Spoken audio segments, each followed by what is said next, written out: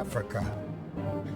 It's been called the birthplace of humanity, the land where our ancestors took their first steps, yet only recently revealed as the home of a vast tropical civilization. Cities and kingdoms once spread across the continent, then vanished, leaving barely a trace. What happened to this great achievement? Professor Jared Diamond has set out to explore the great patterns of human history. It's a journey that has taken him from the jungles of New Guinea to the snow-capped peaks of Peru. His quest? To understand why one people, Europeans, have conquered so much of the world. Diamond argues that the roots of European triumph stretch back thousands of years and rest on the power of geography. Geography gave Europeans the most productive crops and animals on the planet, and these allowed them to develop guns, germs, and steel. Three great forces of conquest that have shaped human history. Now, Diamond is setting out on the last stage of his quest to discover what happened when guns, germs, and steel came to Africa, and to ask what role these forces still play. But Diamond's journey will test much more than theories. It will also test the man himself.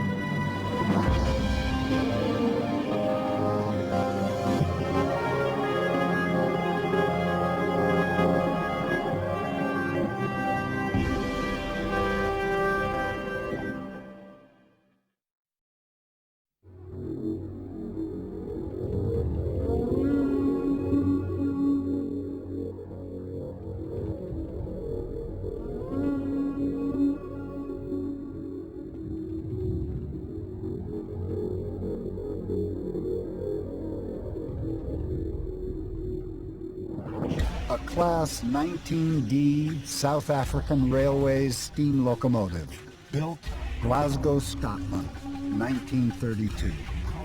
It is a testament to technology and human achievement.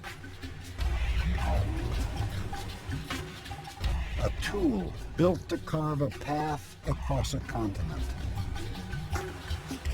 A lasting symbol of the triumph of European guns, germs, and steel.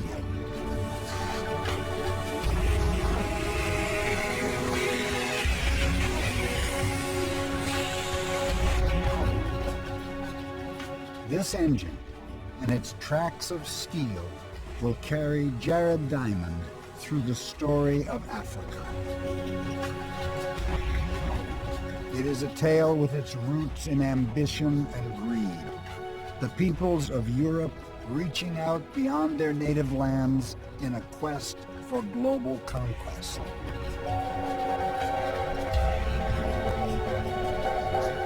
As Europeans expanded around the world, they conquered other people, they built railroads, they developed rich societies modeled on Europe.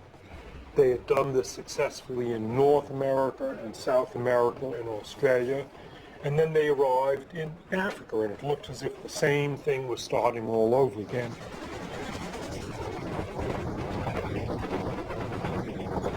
But Africa would be different. A place of dangers and secrets hidden from these foreign invaders.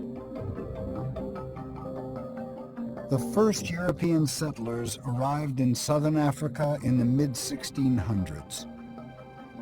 They landed here in the Cape of Good Hope at the southernmost tip of the continent. They quickly established themselves in this new land, laying out farms, planting wheat and barley, ranching cattle and sheep.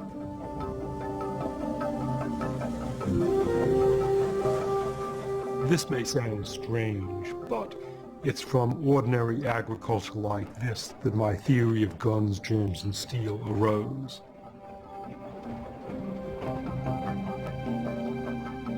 My quest began more than 30 years ago on a trip to Papua New Guinea,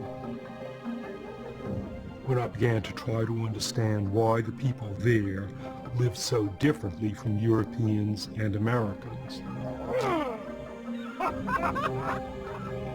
The beginnings of the answer, I realized, depended on farming. New Guineans had only a few native crops that they could grow and no native farm animals, while my ancestors, even 10,000 years ago, had been blessed with an abundance of domestic plants and animals. Over the centuries, this had given them a huge advantage that let them develop cities, nations, and even colonies abroad.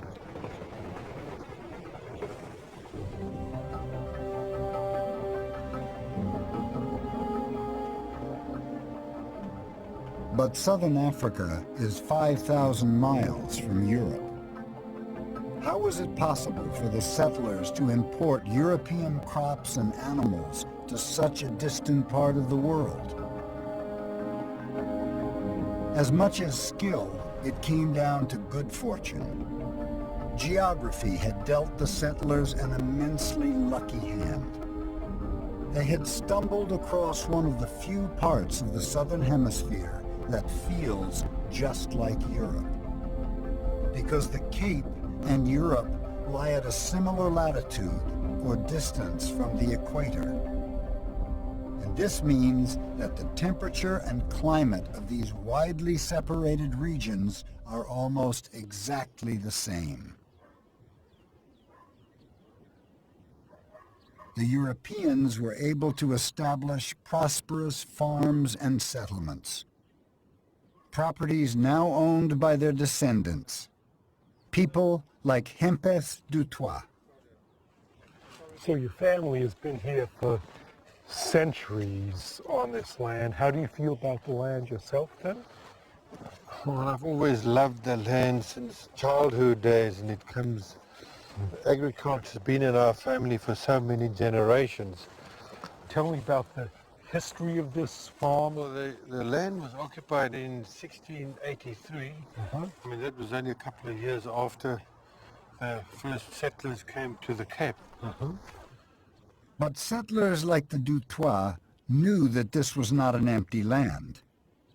Even today, their farms turn up evidence of the Cape's original inhabitants, a people known as the Khoisan. Oh, this is interesting. This is from the Stone Age. Oh. Prior to the occupation of this land in 1683 by the settlers, this land was most probably occupied by Khoisan people. These were the tools they used to scrape the skins when they tanned the skins. Beautiful. And you can see how nicely it fits into your hand. Yeah. With the arrival of Europeans, these native peoples were driven from their land.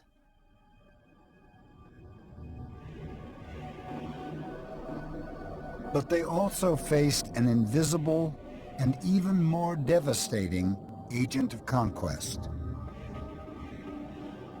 A force Diamond has identified as one of the greatest in human history: germs. Realizing the importance of farming led me to the next big surprising discovery of guns, germs, and steel. Domesticated animals had given Europeans one advantage of which they were completely unaware. By living in close proximity to their livestock, they had become infected with viruses and germs of those animals, which evolved into diseases of humans. Through exposure over centuries, Europeans had developed some resistance to those diseases. But as Europeans spread around the world, they encountered peoples who didn't have that same resistance, and who then fell victim to devastating outbreaks of infection, especially of smallpox. In the Americas, millions of native people died from this one disease. And here in the Cape, it wrought the same havoc on the Khoisan peoples.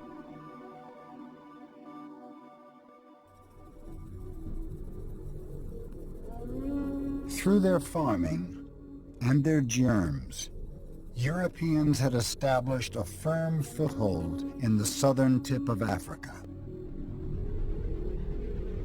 Now they look to expand.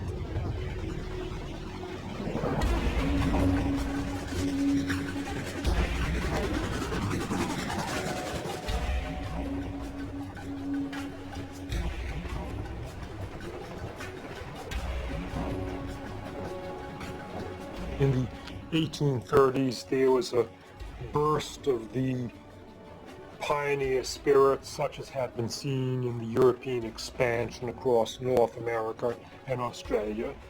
This time it was Dutch settlers, and these pioneers moved into the interior like the pioneers moving across North America and Australia. Over the course of the 1830s, thousands of Dutch farmers, with their families and possessions loaded into wagons, left the Cape in search of new land to settle. They called themselves the Voortrekkers, and these pioneers all wielded another agent of European conquest: the gun. This is a muzzle-loading rifle, typical of a weapon that every Voortrekker would have had in his wagon. The Boers were particularly adept at using this weapon. They could reload it and fire from horseback. These muzzle-loading rifles are still much admired by the Voortrekkers' descendants. Every single man that was in good health had at least 2 or 3 of these particular rifles. In those days, it must have been the person's life, you know. Everything depended on that, you know. They hunted with them. Yes, he They hunted it. protected themselves with them. It was part of him, you know. If you didn't handle a gun that day, there was something wrong with you. Yeah. Yes. Guns and the steel from which they're made were the last 2 of the great advantages that Europeans carried with them around the globe.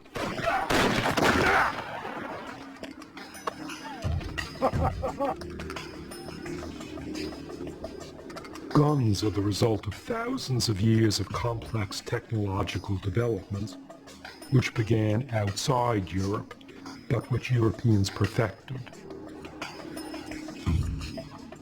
And that was all because of the head start that their farming had given them thousands of years previously.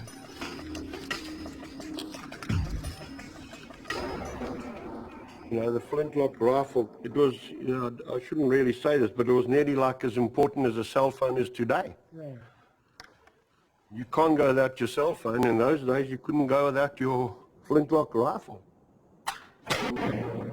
Fire.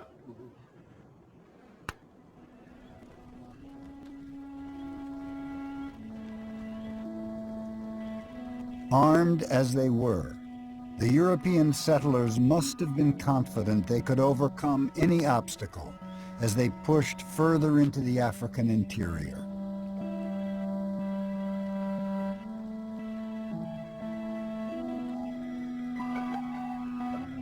By February 17, 1838, the Voortrekkers had reached 800 miles inland from the Cape.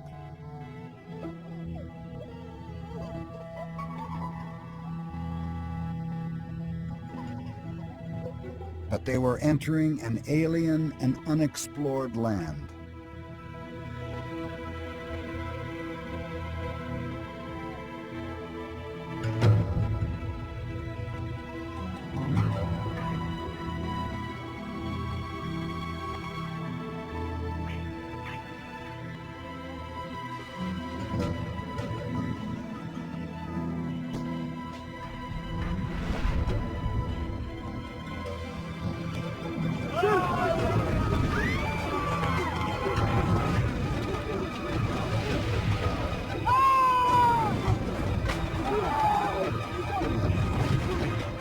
Suddenly, out of the darkness swept a native African army.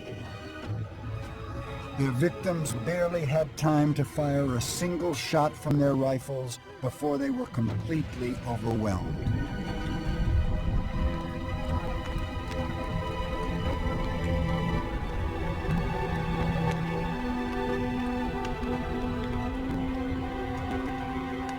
Within hours, nearly 300 Voortrekkers lay dead.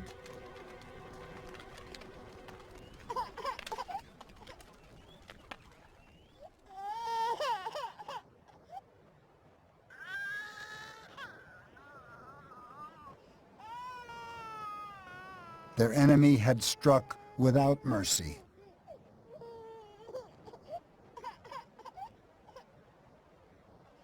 Killing men, women, and children alike.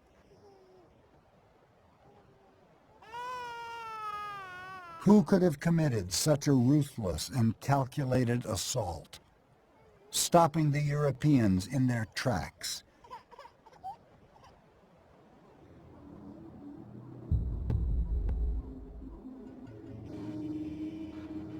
In fact, the Voortrekkers had trespassed across the border of a mighty African kingdom,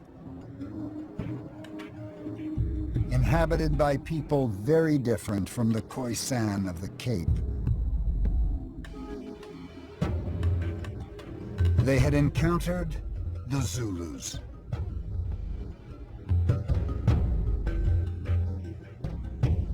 When they ran into the Zulus, they ran into a group of people who were very different to anybody else they'd been up against up until that point in time. This was an organized group of people. The Zulus were the authors of a unique and highly developed African state. Their military skills had allowed them to overwhelm their native African neighbors. They held more than 30,000 square miles of land and had established a sophisticated economy and society.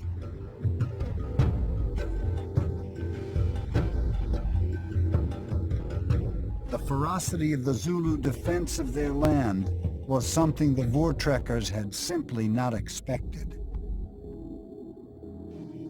It was more than the Boers could handle. They were not prepared for the attack from the Zulus. They were up against a king who could mobilize an army of 10 to 15,000 men without any problem at all, that could take on almost anybody. They were absolutely fearless. The Voortrekkers were stunned and devastated. Had they and the power of guns, germs, and steel met their match in Africa?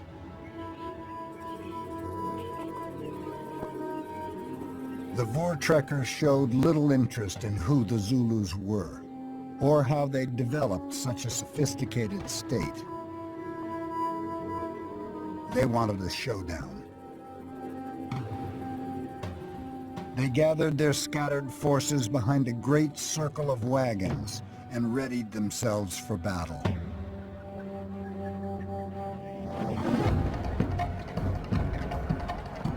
At dawn on the 16th of December, 1838, more than 10,000 Zulus stormed across the horizon, charging in to destroy the outnumbered settlers. But this time, the Europeans were able to use their technology to maximum effect. To increase the rate of fire from their muzzle-loading rifles, some would shoot while others would reload. It was shoot, hand the gun over, take the next gun, fire, hand the gun over. So every 5 or 6 seconds you could fire a shot. See, that was the important thing.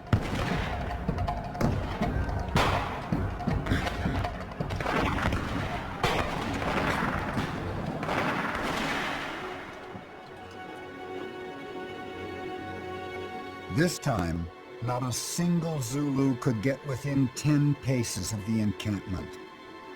It was a massacre. The Voortrekkers had probably killed an estimated 3,000 to 3,500 Zulus.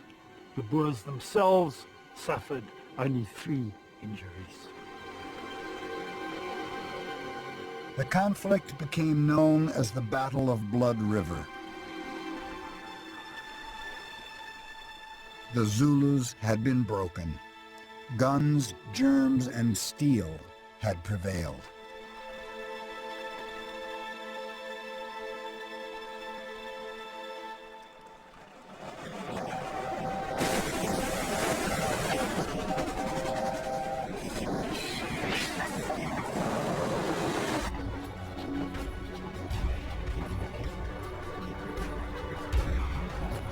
The victorious European settlers pushed on beyond Zulu lands, while new developments in their technology let them increase the pace of conquest.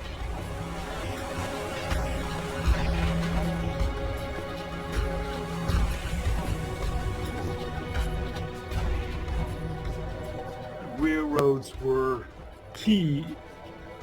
With railroads, one could transport lots of people and their supplies over vast areas. And so in Africa, Europeans started to build railroads, move into the interior and transport themselves and their supplies.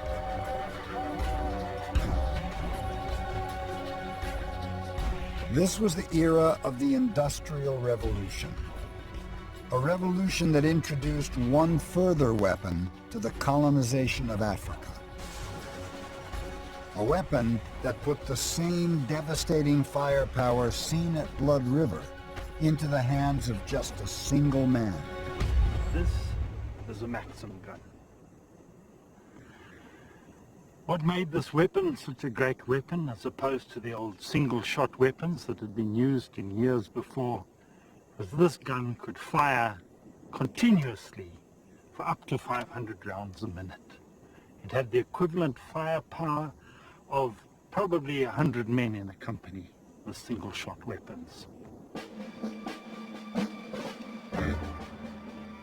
As they drove further into Africa, Europeans encountered new tribes, some just as hostile to invasion as the Zulus had been. But for peoples like the Matabele, there was simply no answer to the world's first fully automatic weapon.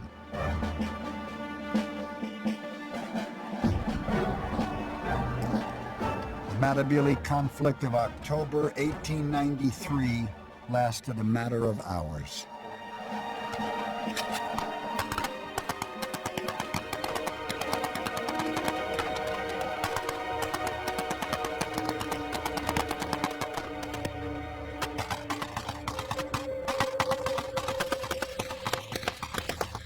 Settlers mowed down those Matabele warriors until there were only a few of them left.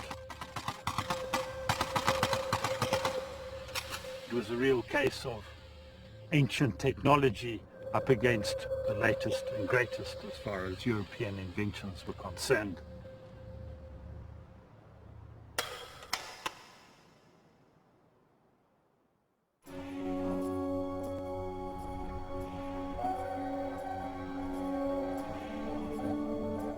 It seemed like the birth of a new age.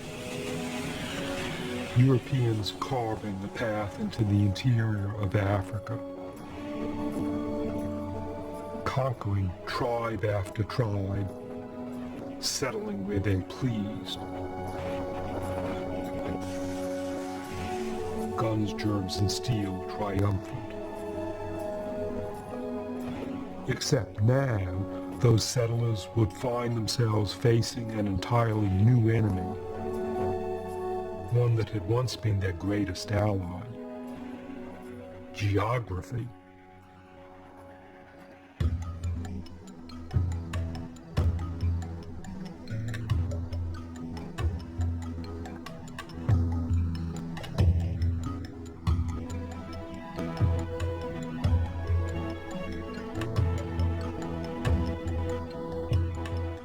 As they moved north, settlers cleared land for farms, confident they could build a prosperous life in Africa.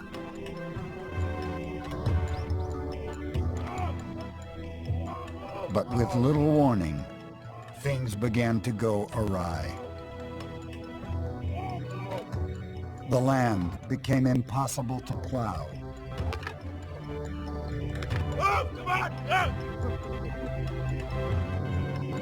Their crops refused to grow.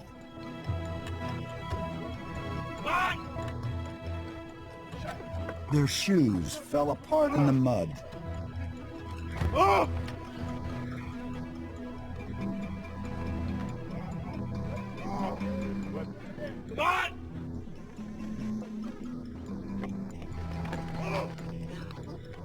And that was only the start. Come on, man!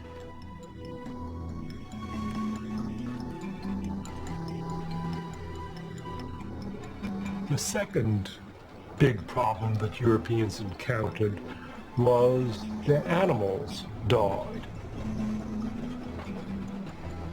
The horses and oxen had been a big part of the European advantage elsewhere in the world. Oxen as draft animals and horses as their military animals. But here the animals were dying. For thousands of years, these domesticated animals and crops had sustained European civilization. Without them, there would have been no guns, germs, and steel. No history of conquest and colonization. And now, the settlers themselves began to fall ill with terrible fevers. While all around them, they could see native Africans farming, herding cattle, healthy and alive. How was this possible? What were the secrets of this strange new land?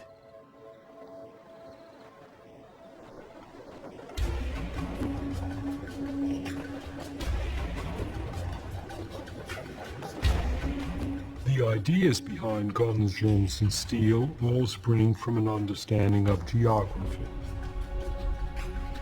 And geography explains why Europeans were now failing. European crops had grown well in the Cape because the Cape was a mirror of the European world, lying on a similar latitude. But as the settlers progressed into the African interior, they'd been moving north, closer and closer to the equator.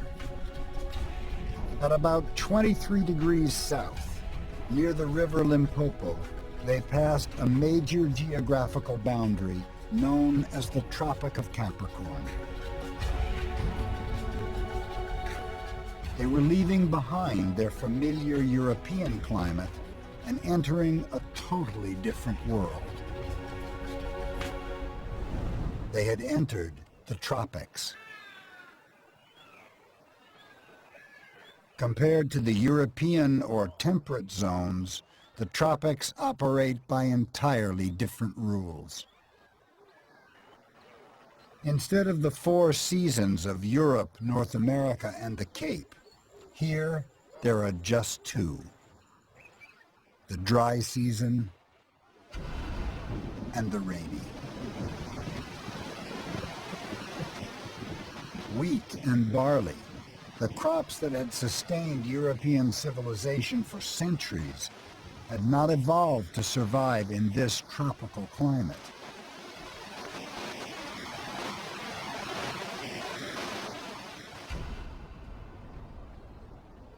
Yet the native Africans, the Zulus, the Matabele, all the tribes that the settlers had encountered, depended on agriculture just as much as the Europeans. How were they succeeding as the Europeans failed?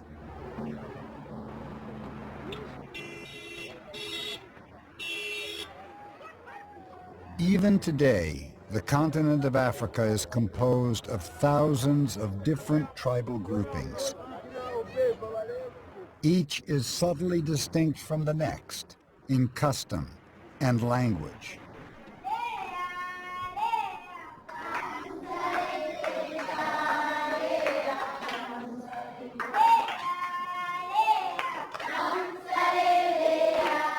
Such diversity means that most Africans have to master more than one language, and they acquire those skills at a very young age.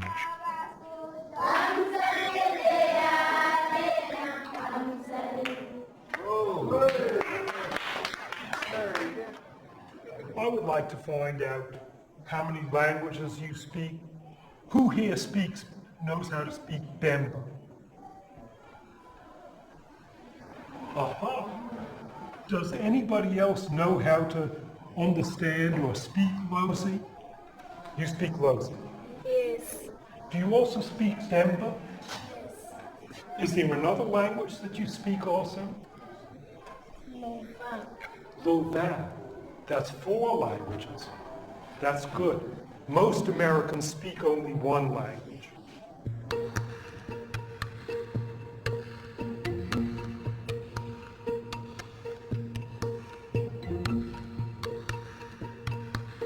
After a little exposure to these different languages, you begin to realize one thing.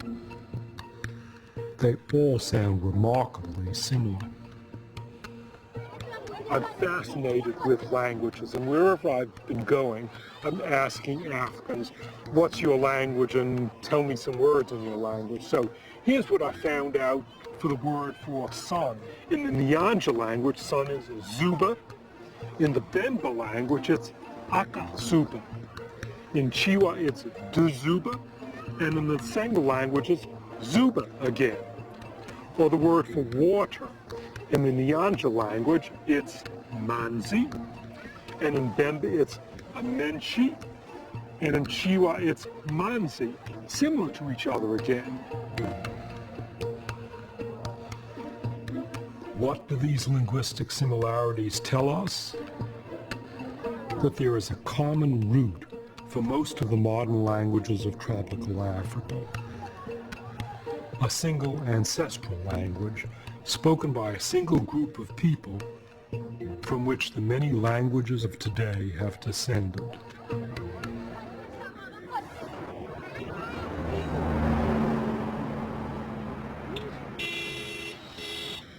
Linguistic analysis has isolated a family of languages known as Bantu, which originated in tropical West Africa.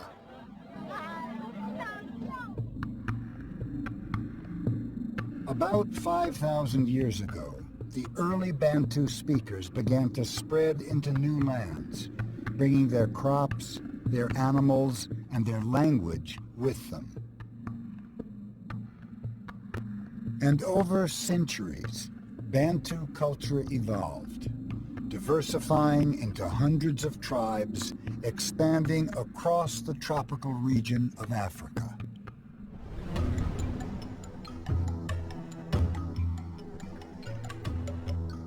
But the truth of this Pan-African civilization was suppressed for many years. Dr. Alex Skerman is trying to overturn the legacy of South Africa's racist past. She has been excavating an archaeological site on the banks of the Limpopo River.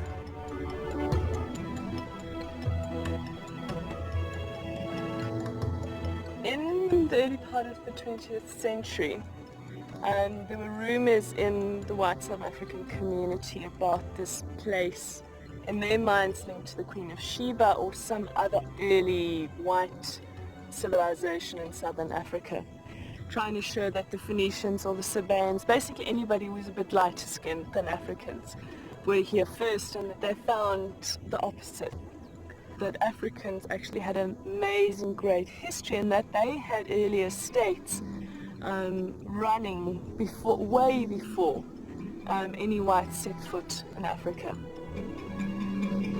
This site, known as Mapungubwe, the place of the jackal, formed the heart of a kingdom similar to the earliest civilizations in Europe.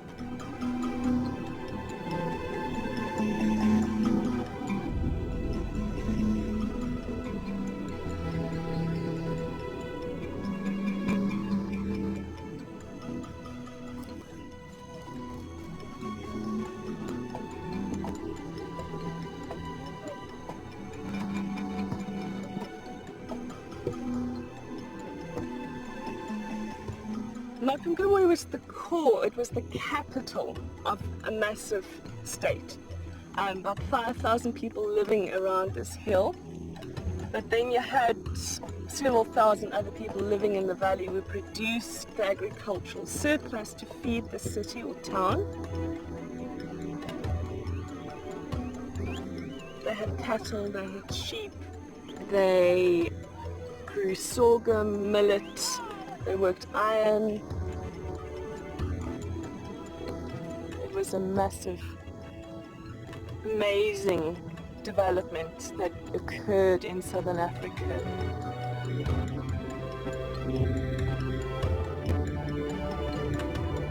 And this was not an isolated state. It formed part of a much larger economic network that had spread across southern Africa and beyond. These are Mapungubwe beads. They're gorgeous blue ones. These are glass beads that came down the Indian Ocean coast. And through them we know that Mapungubwe is part of the international trade network, linking it all the way to the coast. It's an incredible African accomplishment to set up such a complex trade network that links all the way into northern Botswana, bring material from there and taking it all the way to the Indian Ocean coast.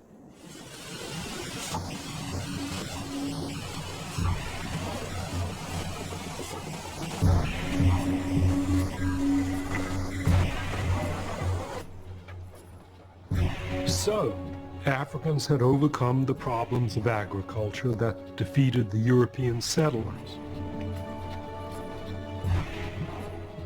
They had developed a unique tropical system of agriculture that had spread across the continent and become the foundation of complex societies, trading as far afield as India.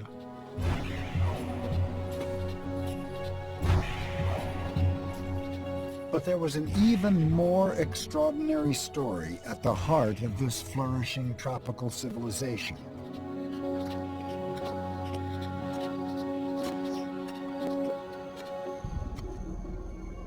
As soon as they entered the tropics, Europeans and their imported animals had fallen victim to terrible disease.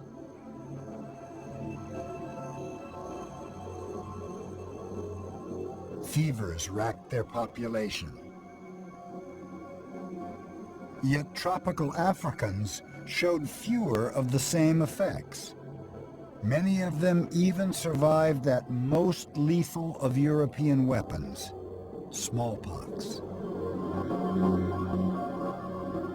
The disease that had devastated the native peoples of North and South America and the Khoisan of the African Cape.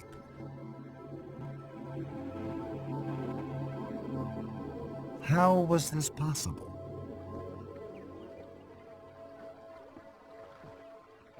Diamond believes it all comes back to geography.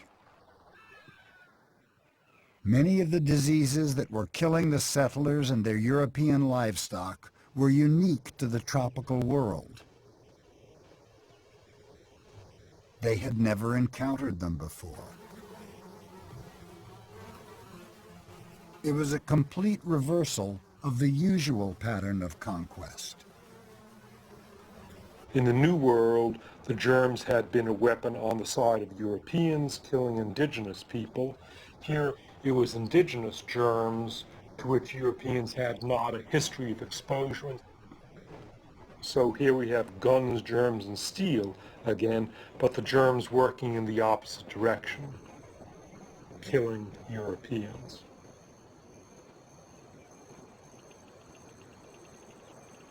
The settlers and their imported livestock had fallen victim to a host of tropical infections and diseases.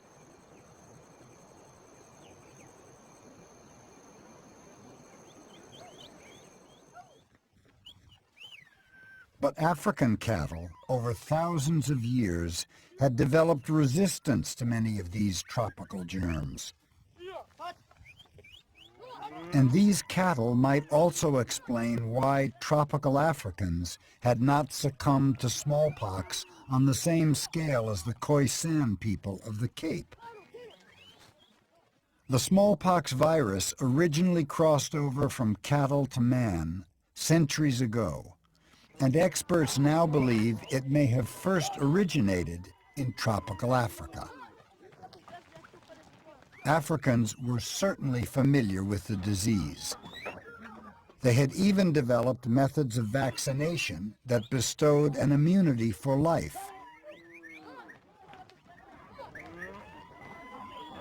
And there was more. Native Africans had also developed antibodies against one of the most virulent diseases on Earth. Malaria. Carried by the humble mosquito, this was the disease that was now overwhelming the European settlers.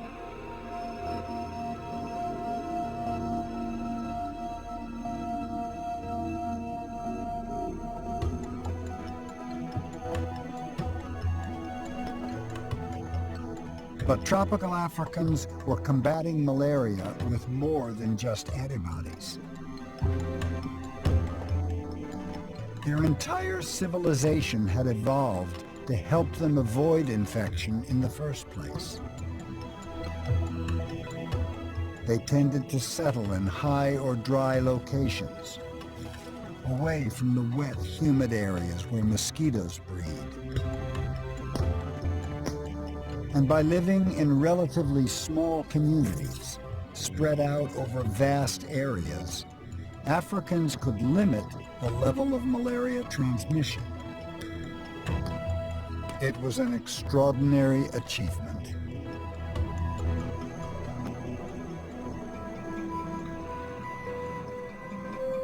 But the Europeans understood little of the Africans' way of life.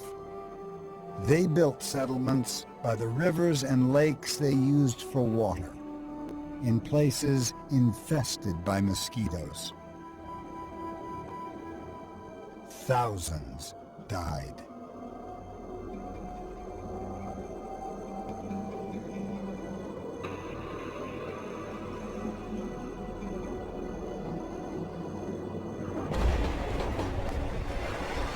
So it seemed that the tropics had defeated European guns, germs, and steel,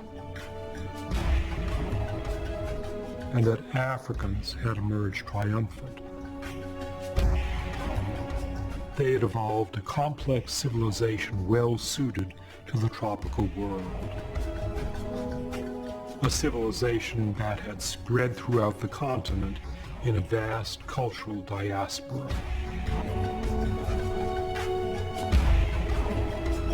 Was this the end of European guns, germs, and steel in Africa? What would the future hold for this mighty tropical civilization?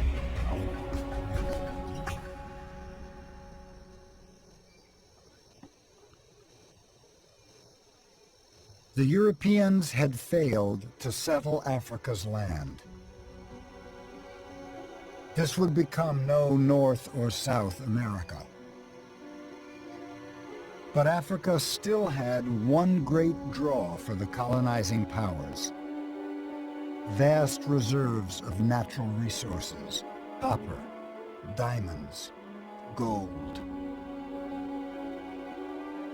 European conquest and the story of guns, germs, and steel would now enter a whole new age.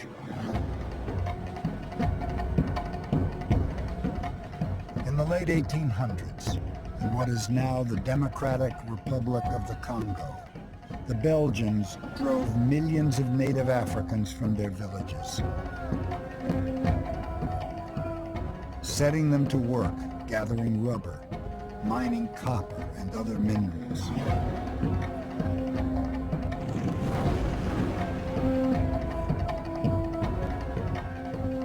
Burning their homes behind them, reducing their 1,000-year-old tropical civilization to dust and ashes. Few were as brutal as the Belgians, but across the continent, millions of Africans were compelled to abandon a way of life perfectly adapted to the tropics, and to labor for Europeans.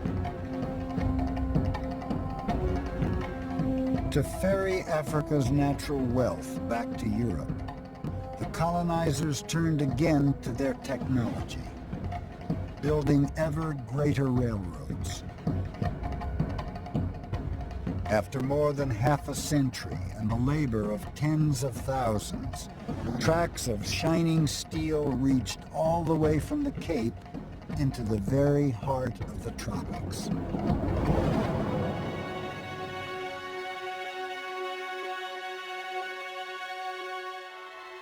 Constructed for Europeans to extract Africa's wealth.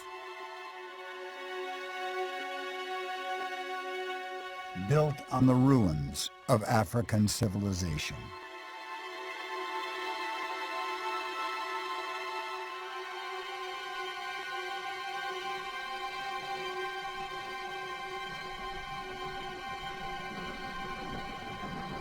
All this time, I've been uncovering the trail of guns, germs, and steel across Africa. And even this train and the track it rides on lie at the heart of my story.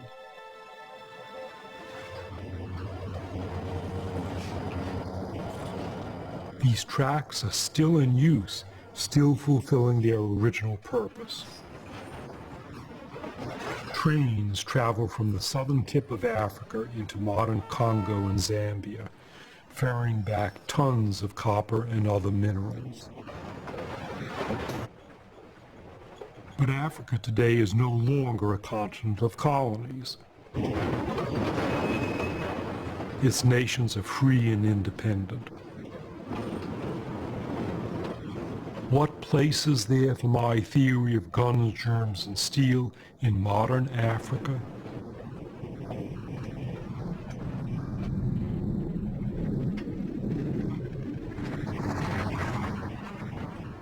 Ndola, northern Zambia, the end of the line for Jared Diamond. Civil war in the neighboring Congo makes it too dangerous to travel the last few miles of this track. But even here, the reality of modern Africa is clear. I'm now in the center of the African tropics, and I'm in Zambia, one of the poorest countries in Africa and really in the whole world. The average annual income here is a few $100s, and the average lifespan of a Zambian is 35 years, so I myself have now lived nearly 2 average Zambian lifetimes. What goes through my mind here is, what can history and geography and guns, germs, and steel tell us that would help us understand the plight of Zambia today?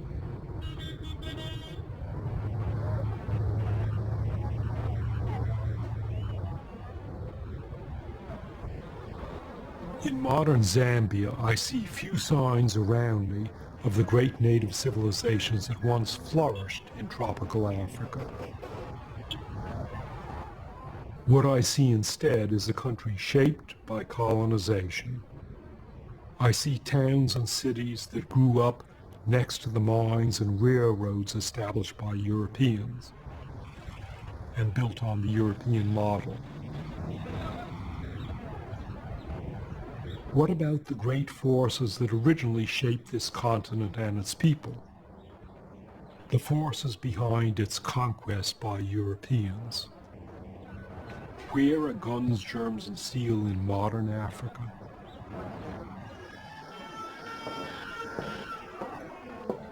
In Zambia, malaria is endemic.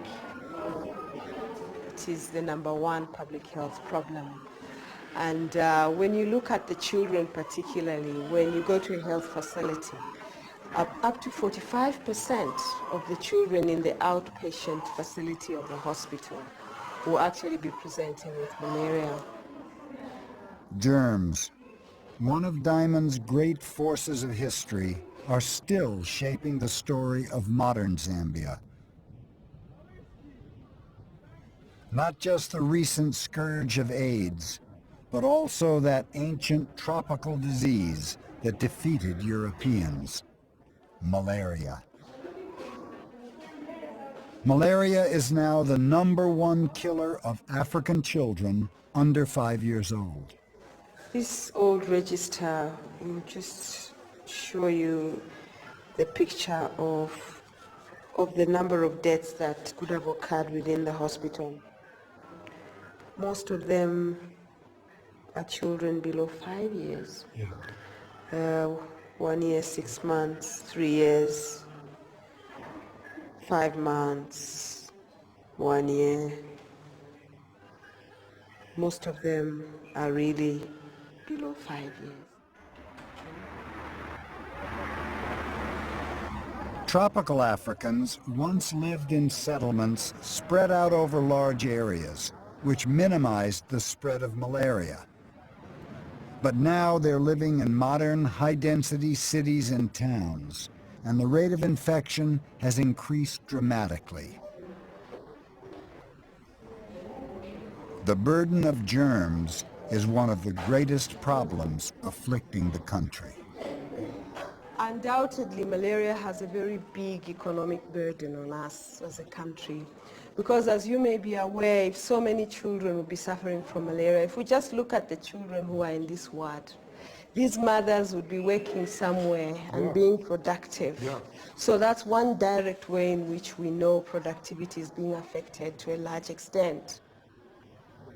It's been estimated by eminent economists that the 1% negative growth each year in Africa over the last half a century can be attributed entirely to malaria. The immunities and antibodies that Africans had developed over thousands of years to protect them from malaria no longer provide sufficient protection. The strains of the disease are mutating, and standard drugs are becoming less effective. In the high malaria season, up to 7 children a day die in this hospital. You're used to this. I'm not. What does the scene make you feel about your work in Zambia? Exactly. To be frank with you, Gerard, I wouldn't say I'm used to this, because I don't think there's anyone who can be used to sickness and eventually death, especially of people that you love so very much and are a part of you. It is something that, in fact, I would say, because of the magnitude of the problem, one would wish to do everything they possibly could do.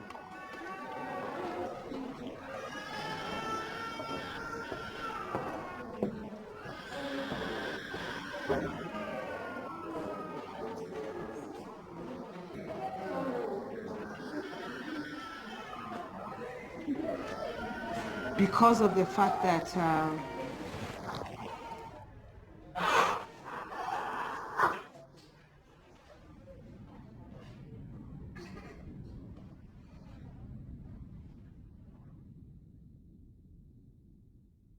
there's a difference between understanding something intellectually and experiencing it firsthand. In my book, Germs was one of the three main forces of history, and it's impersonal. And it's still different, and it hits me to be in a place where germs are in action.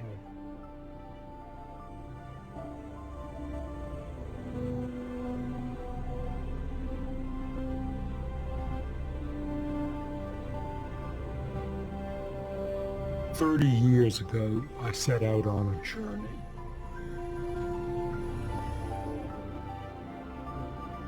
A quest to understand the origins of inequality in our world.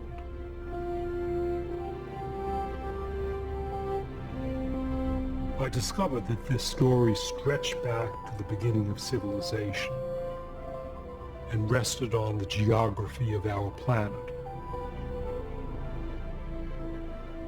When humans first started farming, one small area in the world was lucky enough to have the best crops and animals, which gave one group of people a unique advantage in history. Europeans perfected guns and steel, evolved lethal diseases and germs. They then used these tools to conquer continents and to build extraordinary wealth. I conclude that geography and guns, germs, and steel have been the strongest forces to shape the history of our world.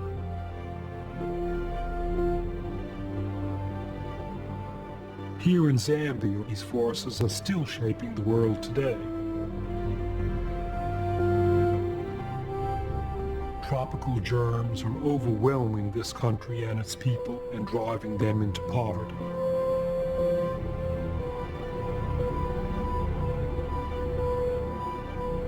Does that mean that Zambia will always remain a victim of these great forces of history and geography?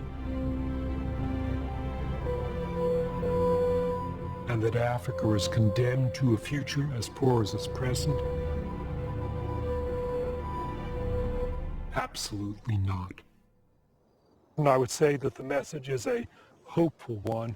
It's not a deterministic, fatalistic one that says, forget about Africa and underdeveloped areas. It says there are specific reasons why different parts of the world ended up as they did. And with understanding of those reasons, we can use that knowledge to help the places that historically were at a disadvantage. Malaysia and Singapore are among the richest and most dynamic economies in the world. Like Africa, they are tropical countries with the same problems of geography and health, the same endemic malaria. But both transformed themselves by understanding their environment. 50 years ago, these countries realized the burden that geography and germs could be. Through concerted effort, they managed to almost entirely eradicate malaria from their land, transforming their economies and way of life. The story of Malaysia and Singapore shows what an understanding of geography and history can do. Explanations give you power. They give you the power to change. They tell us what happened in the past and why, and we can use that knowledge to make different things happen in the future. The government of Zambia agrees. They have set up a nationwide project to try to eliminate malaria from the country, just as in Malaysia and Singapore. New drugs, even a possible vaccine, are giving them an increasing chance of success. The control of malaria will mean an improvement in the welfare of the people. And an improvement in the welfare of the people will mean increased productivity. And increased productivity will mean that we will be a wealthy nation, because that will mean that then people will have sufficient, not only food, but sufficient time to be able to do things that make a human being complete and whole and able to live a fulfilled life.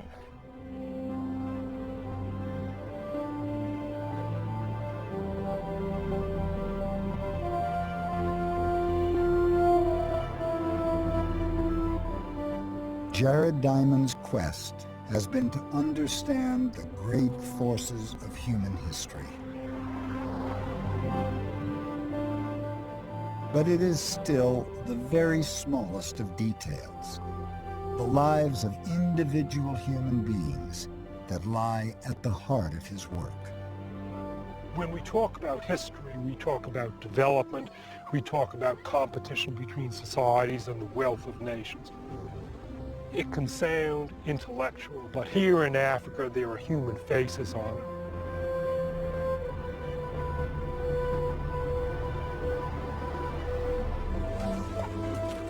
And for Diamond, even after 30 years of thought and inquiry, the questions behind guns, germs, and steel remain as important as they ever did.